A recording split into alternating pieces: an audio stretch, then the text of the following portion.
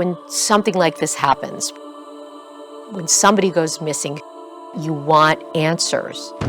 But this case is incredibly unique when you started to dig a little bit deeper.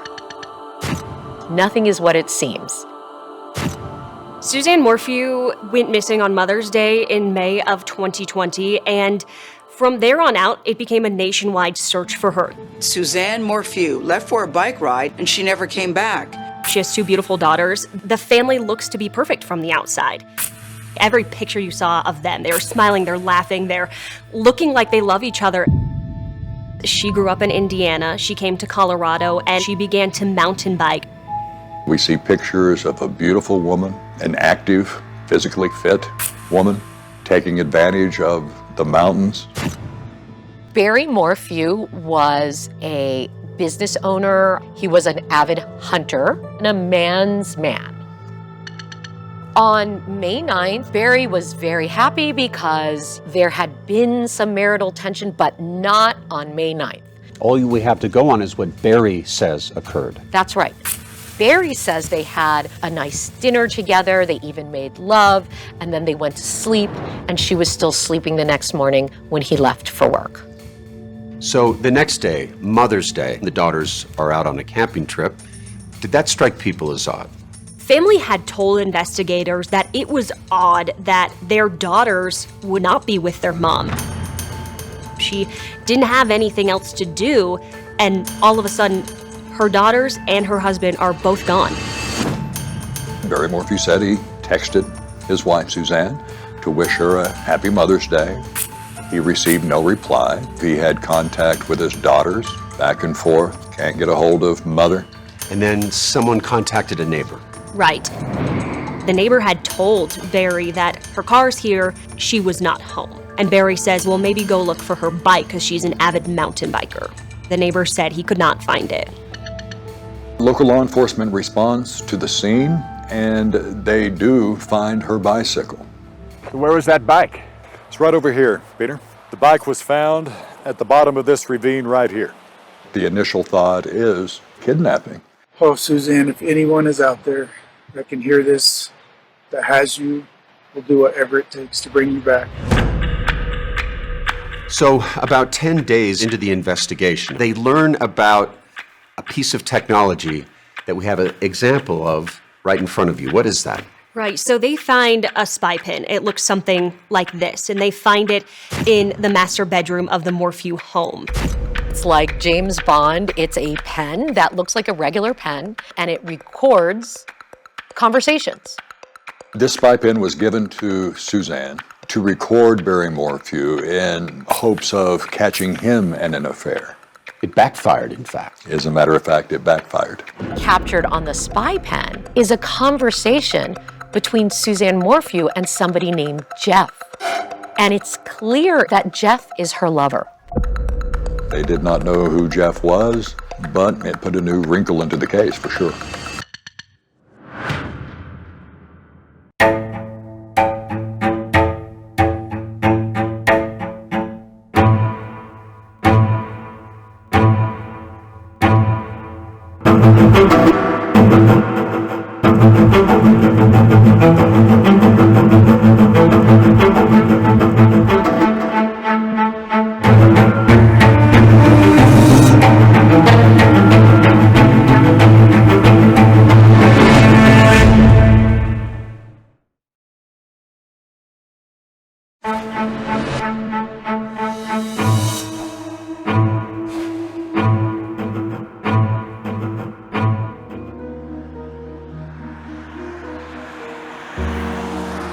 What happened on this road is a real mystery. No one knows. Where is Suzanne? In the days, weeks, and months after Suzanne Morphew was reported missing, on Mother's Day 2020, her trail went cold. But the mother of two's disappearance had become the biggest story in Colorado. 49-year-old Suzanne Morphew remains missing. Home of a missing woman from Chaffee County is now being searched. Teams are combing the terrain, even brought in boats to search the local waterways. And we're going to fan out and we're going to work that area very carefully, okay? 4 months in, Suzanne's brother, Andrew Mormon, organized a citizen search. He said he felt he had to do something, anything. I'd hoped to find her alive, and at some point, you have to realize when somebody's missing after so long that the chances of that diminish dramatically. The thought that Suzanne may have been abducted hit the peaceful, picturesque town of Salida hard. I came home every day, and my wife asked me, had they found her yet? Dan Reidenauer has covered the story for his local morning show. Hippie Radio 97.5 with Dan R. Good morning, 827 now. Barry and Suzanne Morphew were not known well in Salida, Colorado. They had only been here for a couple of years. Before moving to Colorado in 2018, Barry and Suzanne grew up in the small town of Alexandria, Indiana, where they met in high school. Suzanne competed for homecoming queen. Barry was a star baseball player who was drafted by the Toronto Blue Jays. Injury ended Barry's dreams of a major league career. They both attended Purdue University and married in 1994. He started a landscaping business. Suzanne taught middle school before becoming a full-time mother. They had a couple of daughters, one in college, and they had a daughter in high school. Macy, 16 years old when her mom disappeared, lived at home. Her sister Mallory attended college, and the Morphews told some friends they moved to a home just outside of Salida to be closer to their older daughter. But there were also rumblings about the state of the Morphews' marriage. Maybe a new place, a new home, new scenery around them would strengthen their family and therefore strengthen their marriage. But the move did not appear to improve the relationship. It was a tough time, says her sister, Melinda Mormon. My sister had sent me a text message. It was very lengthy. It was very powerful. It was very revealing. In this Zoom interview, Melinda said she received Suzanne's text 2 days before she disappeared, and it was boiling over with anger toward Barry. The text read in part, "He's also been abusive emotionally and physically. I feel more angry now. Anger at what I've allowed." Barry was very dominant in the relationship, and my sister was a very passive, gentle soul. He had a great tendency to overpower and intimidate people to get what he wanted. And what kind of boss was he? You know, he was real quiet, stern. He knew what he was doing because that's what he did in Indiana. Cody Cox was part of Barry's landscaping crew for nearly 2 years when Barry first arrived in Colorado.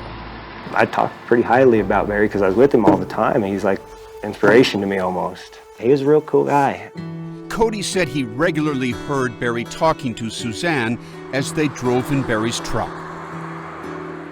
They seemed to communicate pretty well. She is a sweetheart. She is a real kind lady. She's almost like an angel, like something you'd see off a Hallmark movie, you know, like real nice, almost too perfect. So when I heard about the news, I didn't believe it. I heard it actually on the radio. And I was like, did they just say Suzanne? And I was like, oh my gosh, who would even want to hurt her? The first day authorities searched for Suzanne, they found her mountain bike close to the Morphew home. Where was the mountain bike found? It was found right over this little cliff right here, resting on these boulders. She was new at mountain biking, so an accident is certainly plausible. I would only ask, where's Suzanne? She would have been injured, yeah? She would have been injured. Investigators believe the scene was staged, and days later, they discovered Suzanne's helmet roughly a mile away off Highway 50. The helmet was found on the south side of the road. This side of the road. Which would be to our left. So was the thought somebody threw it out of a window, perhaps? That's the thinking, yes. It appeared as though Suzanne could have been abducted, and that's when Barry made that public plea. Please, we'll do whatever it takes to bring you back. In those early days, Barry had a theory about what happened to Suzanne that he shared with Tyson Draper, who has his own YouTube channel. They happened to meet at the site where Suzanne's mountain bike was found, and Tyson secretly videotaped Barry. The first night there was a mountain lion. The officer seen it walk by the car, so we thought maybe she got attacked by a lion. A mountain lion killed her? If that happened, there would have been signs of that. There would have been blood, there would have been struggle. So that was a very short-lived speculation. Authorities began to doubt that Suzanne even took a bike ride, especially after her sunglasses and hydration backpack were found in her car. Investigators also found her driver's license and credit cards in her Range Rover, but her cell phone was missing. Did Barry Morphew cooperate with investigators during the course of this? He had been interviewed by investigators through the course of it, and he talked to investigators almost every time. 11 News reporter Ashley Franco is live at the Chaffee County Court. Ashley Franco, who reported on the case for the CBS affiliate in Colorado Springs, has read the police documents, and she says Barry has repeatedly told the same story. He came home around 3 p.m. on May 9th, 2020, and had a pleasant evening with Suzanne. The next morning, Mother's Day, Barry says he drove to a job some 3 hours away. He says the last time he sees his wife is when she's sleeping in their bed. As investigators began trying to verify Barry's alibi, they were pulled in a new direction. Suzanne's spy pen had surfaced with that intimate conversation. Now they needed to figure out the identity of Jeff, Suzanne's lover. Could this man have had something to do with Suzanne's disappearance?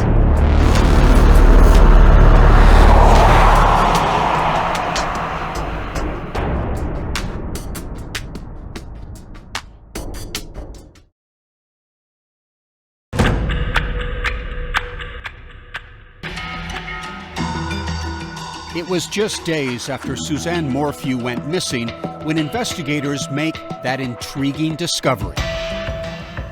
They discover a spy pen. A spy pen? A spy pen. Aya Gruber is a professor of law at the University of Colorado and a former defense attorney. She has closely studied all the public investigative files in the Morphew case.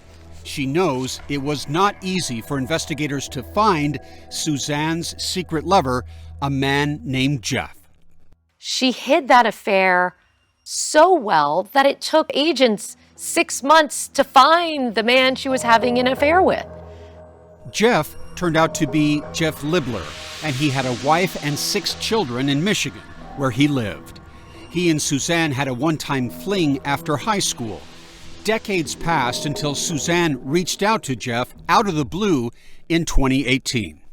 When Suzanne and Barry moved to Colorado, Suzanne messaged him on Facebook. And what did she message him? Howdy, stranger.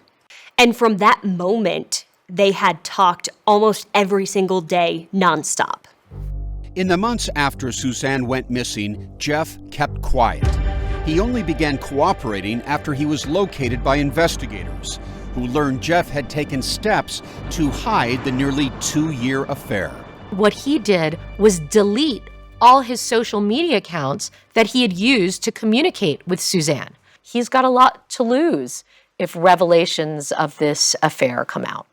Jeff told agents he only took those steps because he did not want to tarnish Suzanne's memory and worried he might lose his family and job. He was also worried agents considered him a suspect. He asked the agents, "Am I a target?" Although he did not come forward on his own, Jeff did assist agents after they found him. He agreed to provide access to his DNA, phone records, and his passwords for those deleted accounts. By looking through the couple's iCloud accounts and phone records, agents were able to piece together their relationship, including the times they met in person. Investigators also found that Suzanne, on several instances, had gone on vacation to meet up with Jeff in many different states, ranging from Louisiana to Florida. Investigators also discovered they'd sent intimate photos to each other, talked of becoming husband and wife, and even mentioned leaving the United States. Jeff and Suzanne had talked about moving away, moving to Ecuador at one point. If you were an investigator instead of a law professor, what would you want to know about this Jeff Libler? Everything. I'd want to know everything about what he was doing, what he was thinking. Here is somebody who arguably had the last communication with Suzanne before she went missing. The love affair between Suzanne and Jeff became a key part of the investigation as agents tried to figure out what happened to her on that Saturday, May 9th, the day before Mother's Day. Records show that Suzanne and Jeff messaged each other 59 times that day, much more than usual, authorities say. At one point, Suzanne sends Jeff this selfie. Investigators dub it her last proof of life photo. Barry was not home as the lovers' texts heat up. At 2:05 p.m., Suzanne writes, "I'm just in love with you. What you up to?" Jeff's response at 2:06 p.m., "Want to strip down and get naked? LOL." She responds by saying she'll load up her WhatsApp account, and then at 2:11, Suzanne writes, "Okay, I'm on WA." Then, at 2:26 p.m., Suzanne gets a text from Barry that he's heading home. Done, headed back. No one knows if Suzanne saw that text or was preoccupied with Jeff, but she does not answer. Barry follows up, appearing to wonder where Suzanne is. "Did you leave?" There was still no response from Suzanne, and investigators speculate the next few moments are when Barry returned home. They notice that Barry's cell phone appears to be pinging all around the outside of his house. Was he chasing Suzanne before a final and fatal confrontation? Investigators asked Barry to explain that unusual phone activity. And he says, "Well, let me think about that. I was probably walking around my house shooting chipmunks." You heard right. It was perhaps the world's first chipmunk alibi. Barry says the chipmunks were a constant nuisance at his house, and he'd been running around shooting them that day. And then that confession to shooting chipmunks becomes a major piece of incriminating evidence against him. There was no evidence of any chipmunk shootings around Barry's house. Part of his problem, Aya says, is that Barry granted between 30 and 40 interviews, all without a lawyer, to everyone from a county detective to members of the FBI. Would you have allowed him to do all these interviews? No, absolutely not. Meanwhile, Jeff Libler was cleared. He told agents he was in Michigan that weekend and his alibi checked out. When investigators tell Barry of the affair, he denies knowing anything about it. But if Barry knew nothing about Suzanne's affair, what motive would he have to kill her? One clue may be a deleted text that investigators found on Barry's phone, sent by Suzanne just days before. "I'm done. I could care less what you're up to and have been for years. We just need to figure this out civilly." So the only thing that makes sense is that Barry Morphew lost it when Suzanne finally said, "I'm leaving you." Barry knew that his daughters would be away on their camping trip that Saturday afternoon, and authorities say he took advantage of that opportunity to kill Suzanne and clean up the crime scene. From 2:47 p.m. until 10:17 p.m., just under 8 hours, Barry's phone goes into airplane mode. What do authorities believe was happening during that time? Authorities say that they believe when his phone went into airplane mode that he was disposing of possible evidence.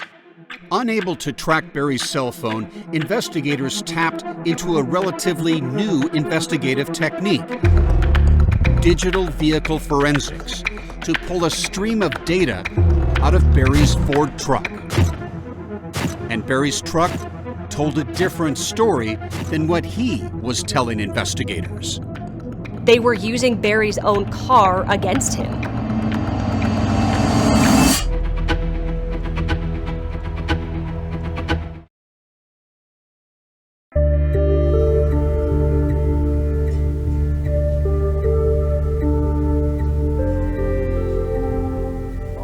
Ben Lemire is an expert in the new field of vehicle forensics. Give me a sense of how your technology from your company helps solve criminal cases. So a lot of times it's used to, locate bodies. Lemire is the CEO of the Burla Corporation. Helps get people convicted. It's helped get people not convicted. Investigators from Scotland Yard to the FBI have learned how to use Burla's software to tap into the dozens of computers in a car. It's accurate enough to be used as evidence in court cases, correct? Yes, sir. It's used every day in cases around the world. Cases like the disappearance of Suzanne Morphew. Investigators created a Burla report, meaning they tapped into the data in Barry's Ford truck to track its movements after his cell phone went into airplane mode. A couple of the pieces of evidence that I think are very harmful to his case come from the data in the car. The prosecution's case is that Barry snapped at one point, the day before Mother's Day. Authorities believe Barry killed Suzanne that afternoon.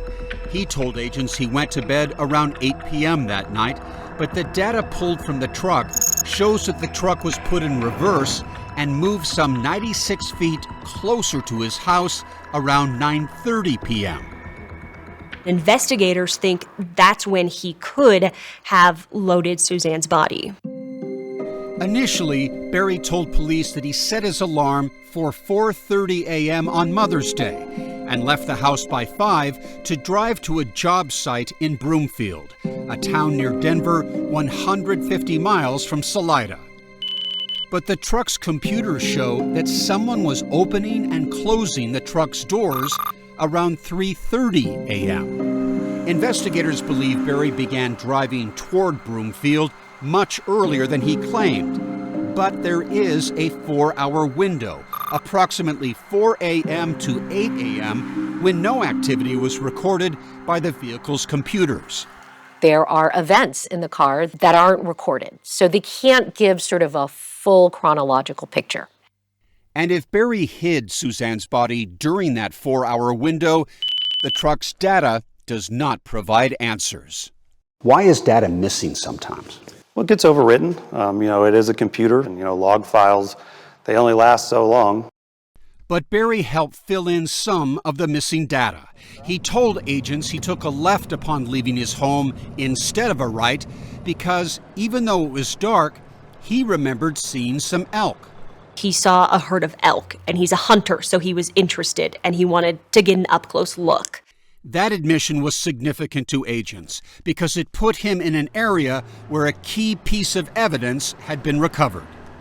Investigators found Suzanne's bike helmet up that road, so they believe at that point when he turned left instead of turning right that he could have been ditching her bike helmet.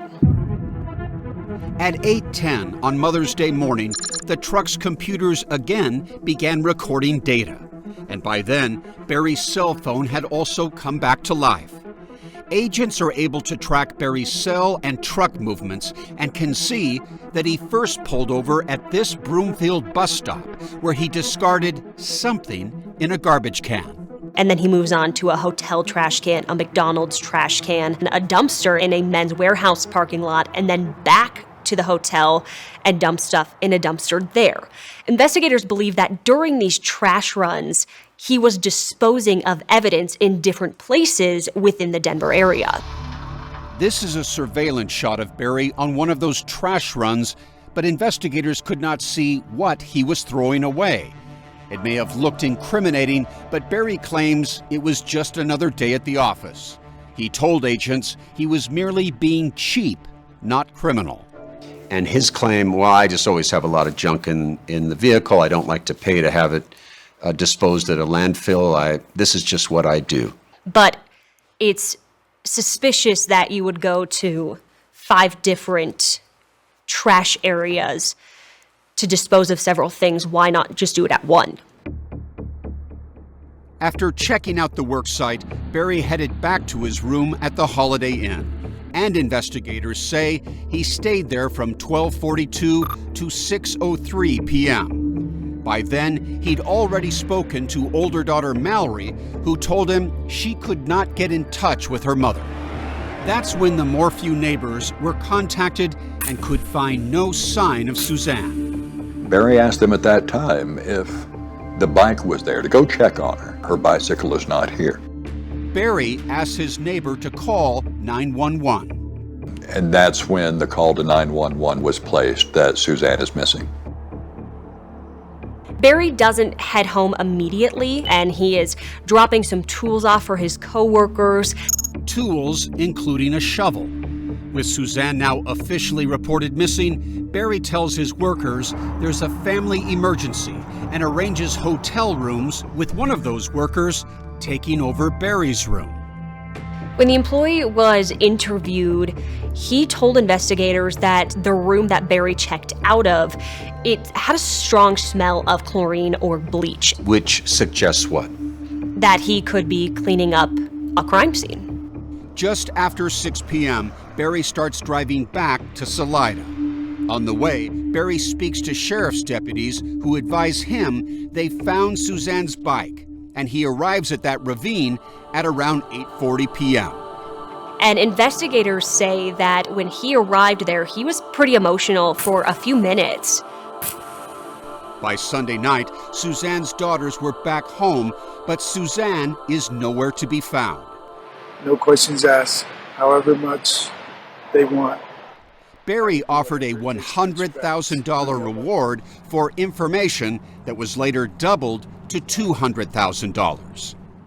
Investigators later discovered many texts from Suzanne to a close friend that apparently revealed her tormented feelings about Barry. He won't speak of divorce. I feel no peace when he's here. I wouldn't feel safe alone with him. Barry became the prime suspect, and investigators think they know how he killed Suzanne.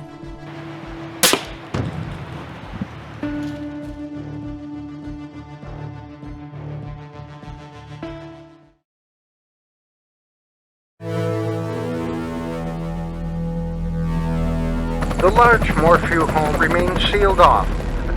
While investigators searched the Morphew home and the family's cars and trucks, Barry continued to talk seemingly to anyone with a badge.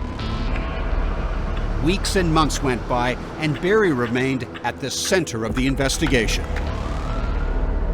Police are absolutely correct, as a statistical matter, to look at intimate partners when they suspect that a woman might have been harmed or murdered. It's something like 8 out of 10 times when a spouse dies, the other one's involved. Absolutely. Sometimes the smallest item will turn an investigation. And in this case, agents seized on this clear plastic cap that a forensics team had found in the family's dryer. Prosecutors believe the cap was from a syringe used to fill a tranquilizer dart. How do prosecutors interpret that? The prosecution's theory is that at some point, when Barry came home on the 9th and snapped and decided to murder Suzanne, he used a tranquilizer dart that you would use on animals. There was no working tranquilizer rifle found in the Morphew's home, but Barry told investigators he was an experienced tranquilizer dart gun shooter. He knew how to load darts with paralyzing chemicals, having used them to illegally sedate deer and remove their antlers to sell. This is a photo of the inside of Barry's garage, with his collection of deer heads and a pile of antlers. We asked Dan Reidenauer to read some of what Barry told investigators. Barry said, the first thing I thought of when I came here and saw deer in my yard with big horns, I'm getting them horns. And I'll tell you exactly what I did. I shoot them. They go to sleep. I cut their horns off. It's totally illegal, but you're going to find tranq darts around my property because I've done that. Experts say it can take between 4 and 20 minutes for an animal the size of a deer to drop after being shot with a tranquilizer dart. Agents theorized that Barry's phone had pinged from various locations around the house, not because he was shooting chipmunks, but because he was chasing Suzanne after he shot her. And what are you holding? What I'm holding is a Teledart model 706 rifle. They use this a lot in parks throughout the country.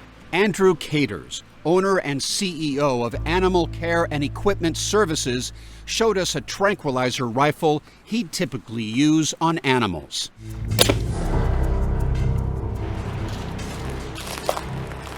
So if Suzanne had been struck by one of these darts, It's right here. would she have time to run around, try to escape? She could, but I don't think she would get very far. For a human being, it could be lethal. For sure. Bolstering the theory that Barry and Suzanne had a confrontation the day she disappeared were apparent scratches seen on Barry's left arm. Agents took the circumstantial evidence they gathered, Barry's apparent suspicious behavior, his contradictory statements, the puzzling data from his truck, Suzanne's disturbing texts, and those 5 trash runs, and brought it all to the district attorney. On nearly the anniversary of Suzanne's disappearance, Barry is arrested. The moment captured on a cell phone by a passerby. In May 2021. Tonight, the husband of Suzanne Morphew is behind bars accused of killing her. The Chaffee County Sheriff says Barry Morphew was arrested this morning. Suzanne's body has never been found, and prosecutors assume she's dead. Despite the lack of a body, Barry was charged with first-degree murder, tampering with physical evidence, and a variety of other allegations. He was held without bail and eventually pleaded not guilty. In their arrest affidavit, prosecutors spelled out what they believe happened to Suzanne.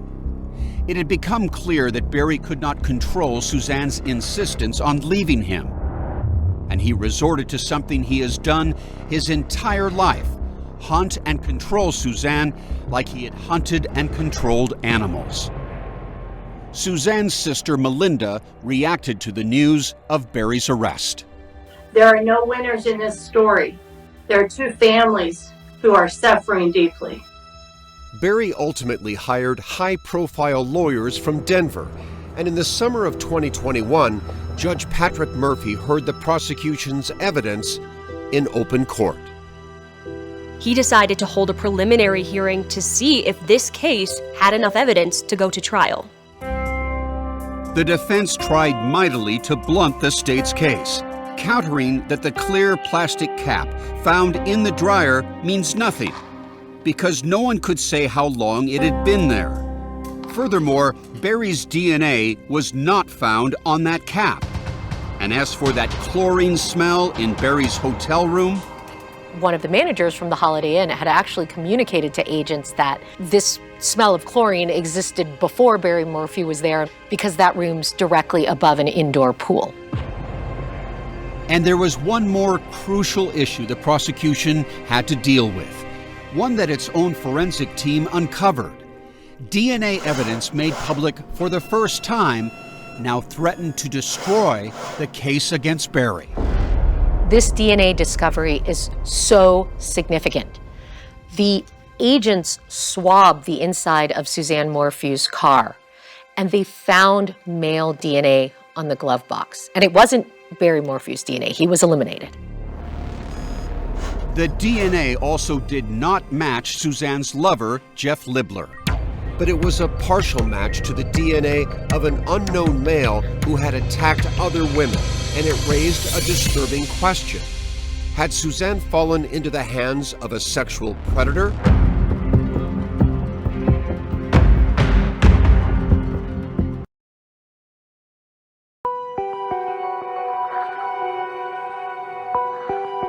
In September 2021, at the Chaffee County Courthouse in Salida, Judge Patrick Murphy heard arguments about whether there was enough evidence to try Barry Morphew for murder. The judge named off 3 different scenarios, saying Suzanne Morphew left willingly, Barry Morphew could have killed his wife, or someone else abducted Suzanne and killed her. He said it was unlikely Suzanne had run off on her own, even though she and lover Jeff Libler had discussed moving to Ecuador. The judge says that because of the evidence that's been presented about how loving Suzanne was toward her daughters and toward her family, that she could never do that. But the abduction theory could not be so easily dismissed, especially after that mysterious DNA was found in Suzanne's Range Rover. Investigators learned that DNA at least partially matched the profile of an unnamed man connected to 3 unsolved sexual assault cases in Tempe, Phoenix, and Chicago. So how can that DNA end up in her car? Well, that DNA can end up in her car if she was the victim, for example, of a serial killer, or there could also be potentially an innocent explanation. But it is very, very curious. Barry Morphew can stand up and say, I'm not your killer. The man whose DNA is in my wife's car, tied to past sexual assaults, that's your killer. Barry Morphew absolutely could say that, and that's what his defense is banking on in this case. In frank language, Judge Murphy gave his opinion of the state's evidence. I find that the proof is not evident, nor is the presumption great that Mr. Morphew committed first-degree murder. Despite that, the judge ruled there was probable cause to go to trial. But this judge was very careful to say, look, I'm finding probable cause here, but it's only because I am looking at all the evidence in the light most favorable to the prosecution. At that point, Barry had spent months in jail. The judge says $500,000 cash only bond.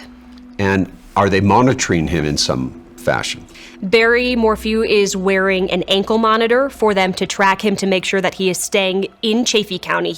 A few days later, on September 20th, 2021, Barry Morphew and daughters Mallory and Macy are all smiles as they leave the jail. Barry, how does it feel? How does it feel to be out? They stand firmly behind their dad. Barry declined our request for an interview. Barry Morphew's homicide trial was to begin on April 28, 2022. But in the months leading up to that date, Judge Murphy recused himself, and Judge Ramsey Lama replaced him.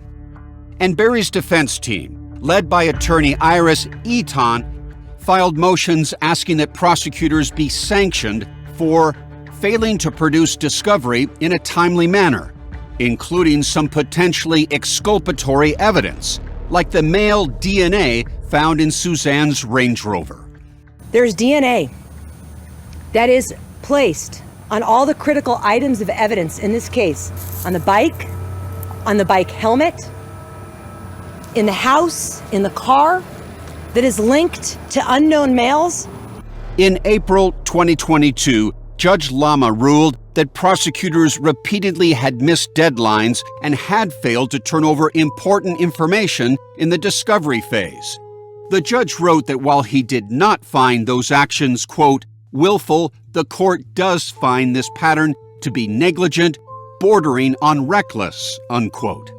The judge's penalty was to knock out 14 prosecution witnesses, including experts in DNA and cell phone and vehicle data recovery. They would not, he said, be allowed to testify. This case is incredibly unique. Law professor Aya Gruber said the case was going to be an uphill battle for prosecutors even before she heard about the most recent sanctions. There are not many murder cases where the defendant has been charged with first-degree murder, where there is no body, no blood evidence of any foul play, no eyewitnesses. On April 19th, 2022, as a pretrial hearing was about to begin, District Attorney Linda Stanley filed a motion to dismiss the murder charges against Barry Morphew without prejudice, meaning the case could be refiled at a later date. In her motion, the DA pointed to the court's decision to bar several key witnesses. Without this crucial evidence and without the victim's body, the people cannot move forward at this time in good faith. Neither Barry, his daughters, nor his lawyer had any advance warning. I didn't know a dismissal was coming today, although the writing was on the wall. In her motion for dismissal, DA Stanley told the judge that officials believe investigators are close to discovering the location of Suzanne Morphew's body. Court papers specifically mention a remote and mountainous region nearby the Morphew residence that will be excavated after 5 feet of snow melts. Where is Suzanne Morphew's body? That is the million-dollar question. Remember, there was an approximate 4-hour gap not recorded by the computers in Barry's truck on Mother's Day morning, 2020. Whether investigators ultimately were able to recover some of that missing data or received a tip about the location of Suzanne's remains is not known. The San Isabel National Forest, again, is 1.1 million acres. There's plenty of places to dispose of the body. Defense attorney Eaton denies Barry has any involvement in his wife's disappearance. Barry Morphew loves Suzanne Morphew. He loves her and he misses her and he wants to know where Suzanne Morphew is. After the judge granted the motion to dismiss homicide charges against Barry, he walked out of court a free man, flanked as usual by his loyal daughters. Suzanne's sister Melinda says she agrees with the request to dismiss charges against Barry at this point. She said she hoped that with more time, searchers will find Suzanne's body and win a solid conviction in her murder. This would dispel all rumors of her whereabouts. And whatever else happens with the case, Melinda says she hopes her nieces keep one thing in mind. Mallory and Macy, your mother would have laid down her life for you girls. She would never leave you. She would never forsake you. She loved you with her whole being.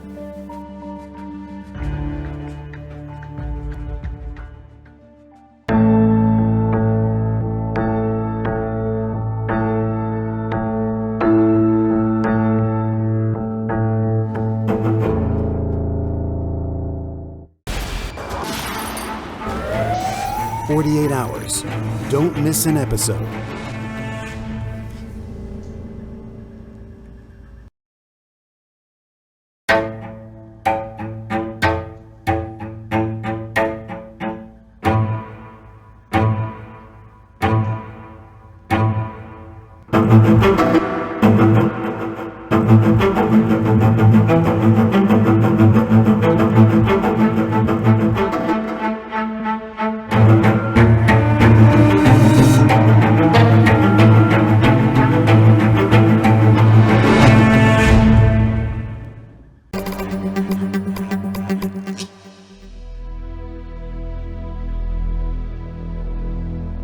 To most Wisconsinites, Green Bay is a magical place.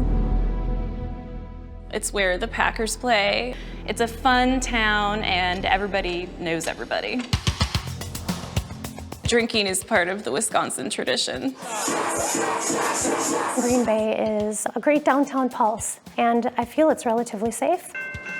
Nobody would ever think that something like this would happen in our community. Continuing coverage tonight of a death investigation in the village of Bellevue. When I had gotten the news, I just shook.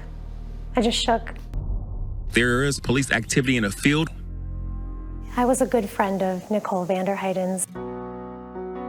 She was my neighbor. We watched each other's kids. She just was a ball of fire. Nicole Vanderheiden was 31 years old. She was living with her boyfriend, Doug Dietrich, and they had just had a baby together. It was Friday, May 20th of 2016. Doug and Nicole decided to go out that night. This was an opportunity for them to go out and have a great time. The night didn't end in a great time. It ended in a nightmare. Nikki walked off into the darkness that night.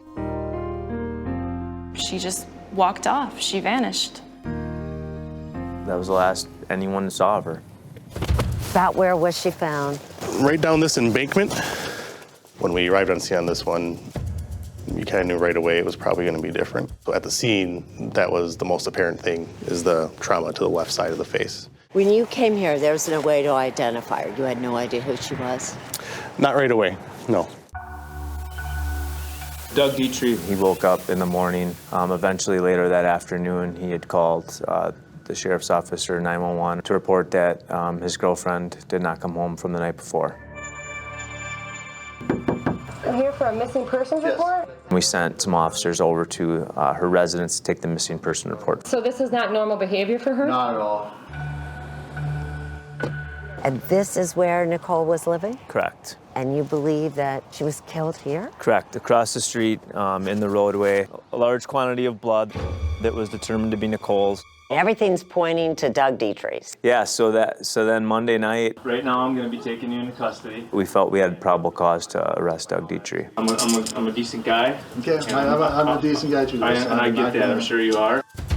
I think people were shocked. People are wondering, could he have done it? Did Doug do it? His alibi was his Fitbit that he had been wearing all night, and that supposedly proved that he was asleep at the time of her murder. The technology is really what drew me to this case. We had this evidence we wanted to check out, have tested at the lab. The DNA evidence starts to come back, and it belonged to an unidentified male. Subject outside on the porch. That was our goal, is to figure out who is this mystery person. It's definitely a whodunit. There's lots and twists and turns to it, and it's hard to know who's telling the truth.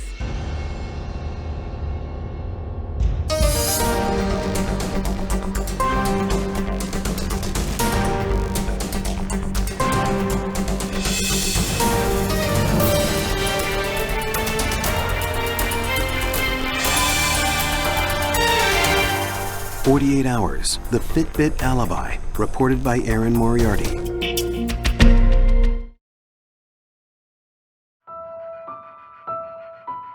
Green Bay is supposed to be a really safe place. You know, mothers don't go missing and police don't find their bodies in farm fields.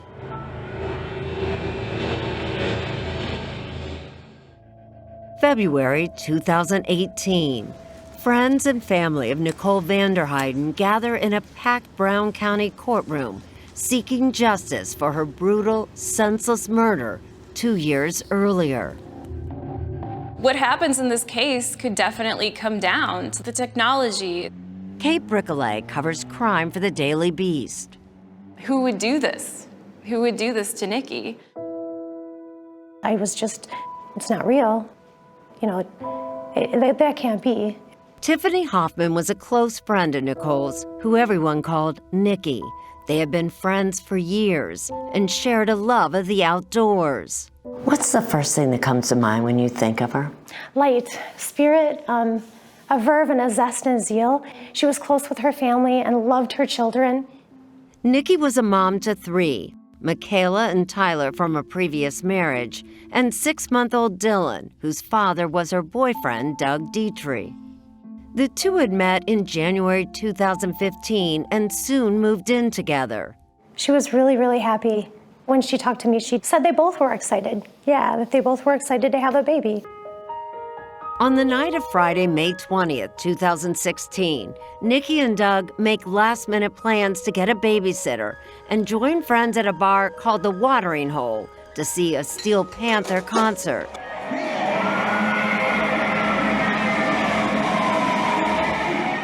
I think Nikki was really looking to let loose and have a good time.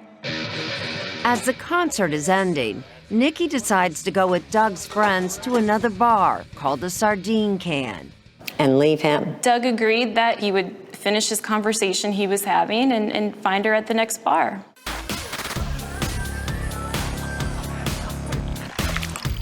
As seen on this Sardine Can security camera, Nikki appears to be having a great time, talking and dancing with friends.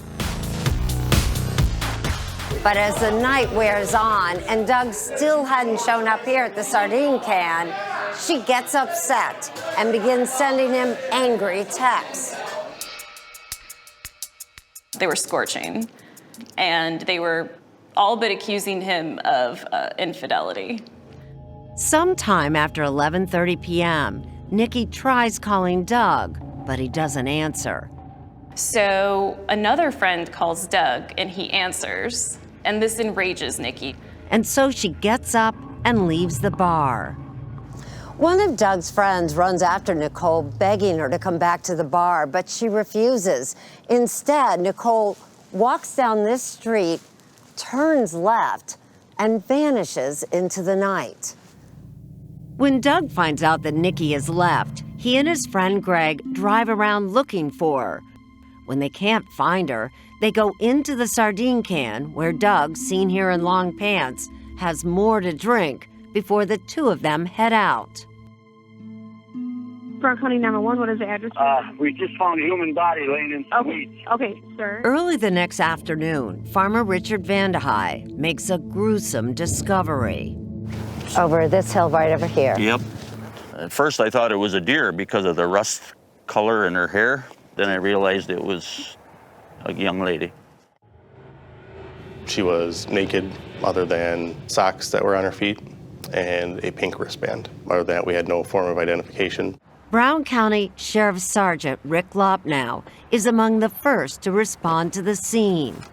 There was a lot of blood. There's obvious injury, trauma on the side of her face. Obviously, the first step of the investigation is to identify who the person is. Sergeant Brian Slinger is the lead detective on the case. That in and of itself was difficult due to the severity of the injuries. Brown County Public Safety, this is Therese. Deputies get their first lead at 4:30 that afternoon when Doug Dietrich calls 911 to report Nikki is missing. And her date of birth? March 29th, 1985. Her description matched what we had found in the field as far as age, approximate size, hair color. Slinger sends officers with a hidden camera to Dietrich's home, which is just a little over 3 miles away from where the body has been found. Okay. So you left the sardine can and drove around for another 30 to 40 minutes? Yeah, 'cause we didn't get back here. I don't even know what time it was. It was late. 2:30. Doug tells deputies that after Greg dropped him off, he fell asleep around 3 a.m. And except for getting up to check on the baby, he was asleep until after 6.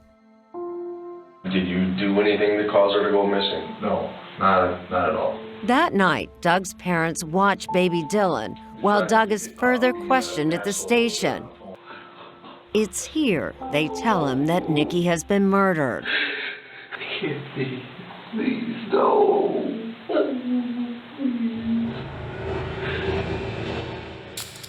As Dietrich is being questioned, detectives get a warrant to search his and Nikki's home. They find blood on the floor of the garage and in Nikki's car. On the headboard, on the side, and then in the back seat area. They also discover a pair of Air Jordans in the garage that appear to match the shoe print found on Nikki's back and seem to have blood smudges on the bottom. For us, it's adding up, okay, this is our guy. Just before dawn, an off-duty patrolman reports items scattered along a highway ramp less than 2 miles from where Nikki's body has been found.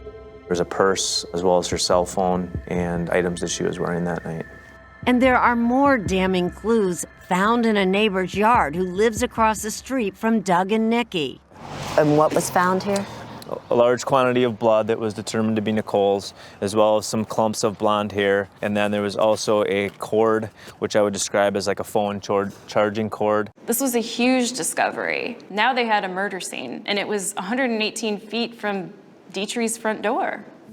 More than 70 pieces of evidence are sent to the state crime lab. Statements. Now, detectives had a theory about how Nikki had died. There was some sort of argument between her and Doug, maybe when she got home.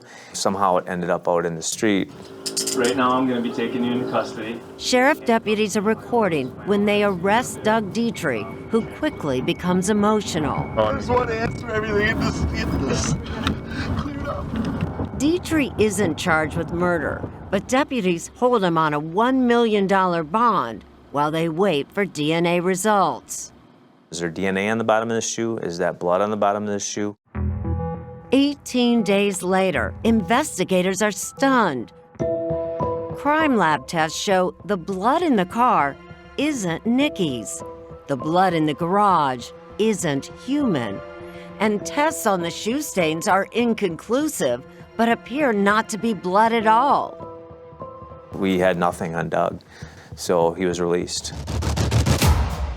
What's more, on the night Nicole disappeared, Doug just happened to be wearing a Fitbit, a personal tracking device. It goes on your wrist just like this, like a watch, and it tracks your activities, the steps you take, your heart rate, even your sleeping patterns. When the Fitbit data stored in Doug's phone is examined, it corroborates his story. He had a few footsteps throughout the night, getting up to go to the bathroom, check on the baby, whatever. His story that he told us was absolutely 100% true. So, who killed Nicole Vanderheiden? Will more high-tech forensics blow this case wide open?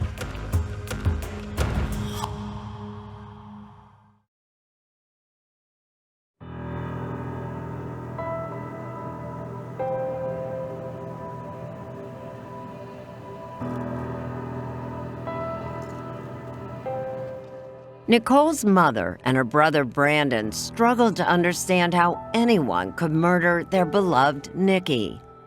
It was a horrendous thing, and it's just so hard to let that out of your heart. What do you miss the most? I'm waiting for her to come walking through my door again, you know? I miss her the most. I miss her. I have a picture of me and her when we were younger. Just look at that every night and miss her all the time. Remember, the evidence appears to clear Doug Dietrich, so in June of 2016, his focus turns to raising his son Dylan, while Nicole's two older children live with their father. The case torments Sergeants Brian Slinger and Richard Lopp now. They are back at square one with no idea who did this. Two of you have this horrific murder on your hands. What are you feeling at that moment? We needed to figure out how Nicole got home. We pulled video cameras from every single bridge in the city of Green Bay because in order for her to walk home, she would have had to cross a bridge. They re-interview witnesses, re-examine phone logs. It was getting to the point where, you know, we had looked at each other and said, well, I really hope this isn't a cold case. Their first big break comes over the course of the summer. DNA results trickle in, and they are tantalizing. The investigators learn that many of the samples taken from Nicole's clothing and from the neighbor's yard have DNA from an unidentified man. On dozens of samples, the same partial profile, but never enough for a positive ID. We had this one consistent mystery guy, I guess you'd call it, and our job was to try and find out who that was. It was just a very confusing time. Nobody knew who would have done this to Nikki. And then finally, that August, almost 3 months after Nicole disappeared, the investigators get a call from the crime lab. One of the socks Nicole had been wearing has enough DNA to run through the national database, and they get a name. The excitement was amazing. The DNA belongs to a man named George Stephen Birch. I was a hit out of the state of Virginia. Virginia? Yeah, Virginia. So it was like, okay, who is George Birch and why is he in Green Bay, Wisconsin, of all places? Yes, we have a name now, but now we need to start digging on who this person is. Birch moved from Virginia to Green Bay on March 1st, 2016, looking for a fresh start. A longtime friend gave him a place to stay and helped him find a job. He also loaned him a car, a red Chevy Blazer. That red Blazer would provide crucial evidence. It had been involved in a hit-and-run accident and destroyed in a fire a few weeks after Nicole's murder. So when detectives run Birch's name through the local police database, up pops the accident report, which leads them to an address for George Birch.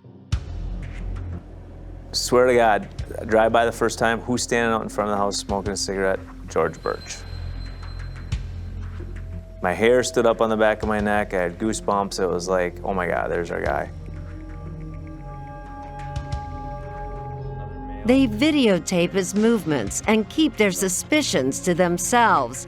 And they learn that when Birch was questioned about the hit and run, he handed over his cell phone, and on it, a high-tech treasure trove. He gave them consent to search his phone. They extracted the entire thing. So I requested a copy of that. It's an Android phone that had a Gmail account associated with it. We were recently made aware of this Google dashboard data that could potentially give us GPS data. You may not know this, but chances are, if you have an Android device with a Google account, your exact location gathered via cell phone towers, local Wi-Fi hotspots, and GPS locators is constantly tracked and stored within Google's servers. The information can be viewed with a tool called Google Dashboard. The investigators obtain a warrant to view Birch's Google Dashboard. What they get back is astonishing. Birch started the night that Nicole disappeared at Richard Cranium's, a bar a half-mile from the sardine can. The data tracks Birch at 2:30 a.m., leaving Richard Cranium's and driving to Nicole's house, the crime scene, where he stayed for nearly an hour. It was very obvious that here's our guy. He is next tracked at the field where Nicole's body was found. Then near the off-ramp where her bloody clothes were discarded. And then at 4:22 a.m., back at his home. I mean, when you saw that he was right there, what was your reaction? I mean, it's a huge piece of evidence, obviously. Finally, enough for an arrest, captured on police dashboard cameras. We sent one guy out to the house a little bit earlier to get eyes on, and he called me, and he's like, oh my God, he's on the move, we gotta go now. We all had to rally up, get in our cars, and drive. On a drizzly September day, 4 months after Nicole's murder, George Birch is arrested and charged with first-degree intentional homicide. The reason you're here is in reference to a homicide investigation into Nicole Vanderheiden. So if I read you your Miranda rights, you don't want to talk to me? I prefer a lawyer. Okay. Nicole's former brother-in-law, Sean Vanderheiden, says the news came as a big surprise. I had no clue who he was or where this guy came from, but I was just happy to hear that they had someone. Nicole's family and friends have a new anguish, waiting for a trial. In March 2017, on what would have been Nicole's 32nd birthday, they came together on Lake Michigan to release lanterns in her honor. It was so cold, but her memory, warmed us. We all went out on that dock, on that pier, and lit our lanterns and sent them off into, her memory. Why lit lanterns? Why was that used to honor her? The light, her light. She was a light for so many in this world. All rise. Nearly 1 year later, on February 19, 2018, George Birch goes on trial for Nicole's murder. The prosecution has a strong case. Mr. Birch must be held accountable. But according to the defense, prosecutors have the wrong man. You will know that Douglas Dietrich, Nicole's boyfriend, murdered Nicole.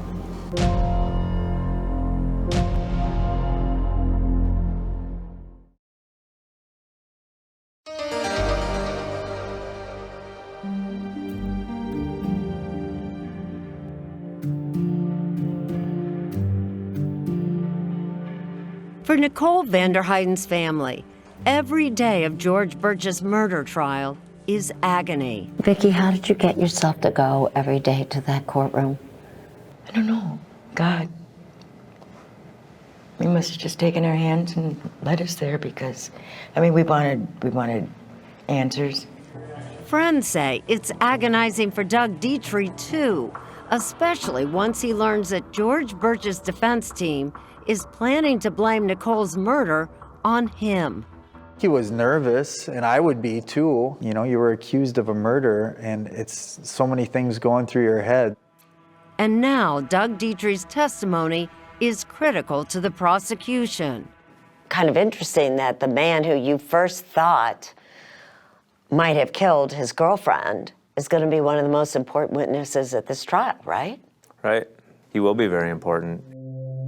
Just as important would be the technology evidence, data collected from both Doug Dietrich's Fitbit and George Birch's phone. Prosecutors say that Dietrich's Fitbit shows he couldn't be the killer. The autopsy results, the DNA identification, the Google dashboard data, the records from Fitbit. That is the evidence that will drive you. You will follow that evidence and you will find the truth. Doug's Fitbit is seen here in this video captured by officers on their very first interview, the day he reported Nicole missing. Prosecutors say downloaded data showed Doug barely moved in the hours they believe Nicole was killed and left in the field. And is that based on the data that you obtained directly from Fitbit? Yes, it is. Everything that I could view directly on the device and lined up with what had previously been stated. Did you ever during this trial, or have you thought much about it, that how lucky it was that Doug happened to be wearing a Fitbit that night and the next morning? Yeah, that was huge in this case, I think, right there. That pretty much said he wasn't there when this all happened. On day 3 of the trial, Dietrich takes the stand. Do you swear to tell the truth, the whole truth, and nothing but... Prosecutors aim to present him as a normal guy, not the best boyfriend maybe, but an unlikely killer. Can you tell us about your family? My mother, my father, my amazing little son, Dylan. Dietrich tells the jurors he and Nikki dreamed of getting married one day. And early on in the night she disappeared, they were having fun. Nikki didn't usually drink, he says, but that night they were both partying hard. What was the pace she was drinking that night? Pretty quickly. I think she had like 2 down and I was still on my first one. Once they got separated and Nikki went ahead to the sardine can with friends, Doug continued drinking and smoked some marijuana. Before long, Nikki sent him her first angry text, wondering where he was. Nikki's texts got angrier, and she accused him of being with other women.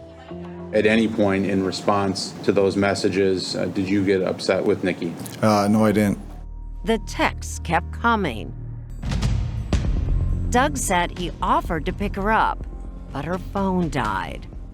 Were you concerned that Nikki was missing at that point in time? I was not concerned that she was missing. I was kind of concerned, like, why is she upset? Did you have absolutely any involvement in Nikki's disappearance or death? No, I did not. Under cross-examination, George Birch's attorney Lee Schuckert pushed Doug on whether things at home were really as good as he said they were. Birch's lawyer shows jurors a text Doug sent to his mom 10 days before Nikki died saying, "I'm very seriously thinking about telling Nikki and the kids they have to move." So in May of 2016, though, there were times where you were seriously considering breaking up with Nikki and the kids. I never really, like, seriously thought about it, like made plans or anything like that. It was just a lie to your mom. What the jury would never hear is that several of Dietrich's past girlfriends accused him of being jealous, abusive, and controlling.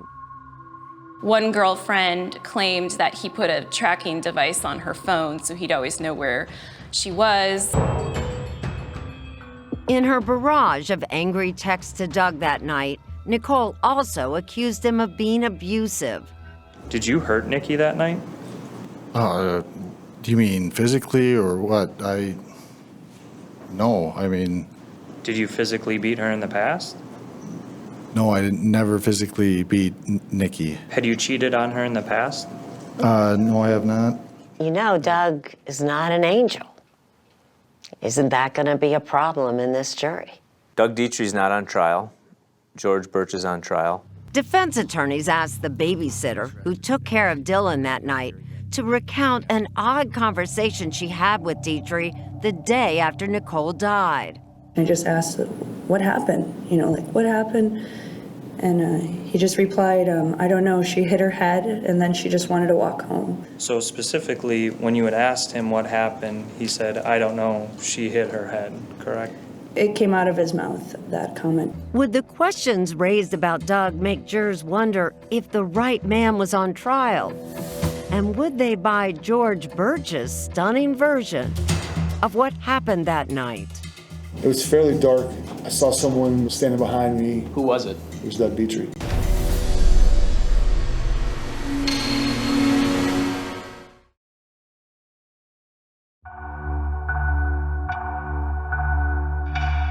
It's day 8 of the George Birch murder trial. Judge, at this time, the defense calls George Stephen Birch to the stand. And with it comes the testimony everyone has been waiting to hear. George Birch's version of what happened the night Nicole Vanderheiden was murdered. Let's start from the beginning. Okay. Prompted by his attorney, Birch tells jurors he's a hard-working family man with an easygoing nickname. Most people call me Big Country. Public defender Scott Stebbins takes Birch back to the night of the murder. Birch claims he ran into Nicole at the local bar called Richard Cranium's. How were you acting towards her? I was flirting. And how was she acting towards you? Somewhat the same, pretty much. Flirting back and forth with each other. According to Birch, they continued flirting until closing time, around 2:30. And just as the Google dashboard evidence showed, he drove Nicole the 8 miles to her house and pulled up to the curb across the street. We sat there and talked for a few minutes. Okay, what happened after that? Started just fooling around, messing around a little bit. Started kissing.